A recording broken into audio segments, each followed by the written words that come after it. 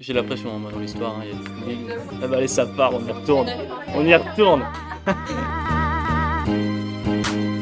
Moi, c'est Victorien de Fontaine et là, je rentre en 4e année de médecine.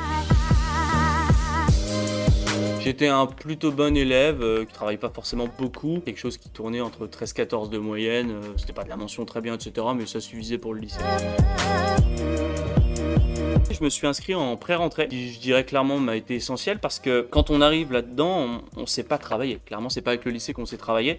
Et grâce à ces semaines justement de pré-rentrée, on m'a appris justement à avoir une certaine organisation dans mes cours, etc. On a pu commencer à prendre des cours en avance.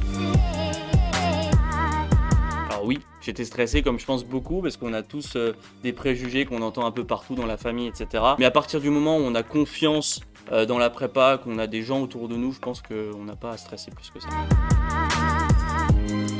Au début, j'ai tenté d'aller en amphi, hein. Ça n'a pas duré longtemps, très clairement. Tout est déjà dans le livret, le cours exhaustif, il y a toutes les infos. On a les repères annales, ce qui nous permet de savoir ce qui est tombé les années précédentes, donc de cibler clairement les infos. On a les questions à la fin du livret. En termes d'horaire, c'était du 8h midi, 13h30, 19h et 20h30, 22h.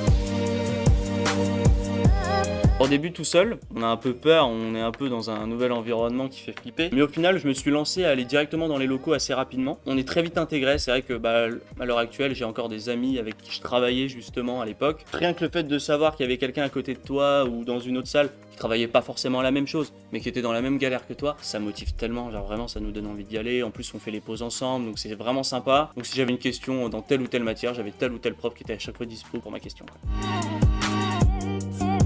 Alors j'ai pas de méthode miracle, je pense que c'est compliqué d'en trouver une, mais je pense que l'erreur qu'on a tendance tous à faire, c'est de ne pas travailler les QCM au début. On se dit ok, on a un beau livret, j'ai envie de le connaître par cœur, etc. Mais au final, connaître un livret, c'est pas forcément connaître le cours, parce que ça peut être des petits pièges que les profs arrêtent pas de répéter chaque année. Donc au final, faire les annales, clairement, elles sont à la fin du cours, donc là-dessus pas de souci. Et puis clairement les QCM de la prépa, donc quand je dis QCM, il y a l'école, chaque semaine où ça tourne matière par matière.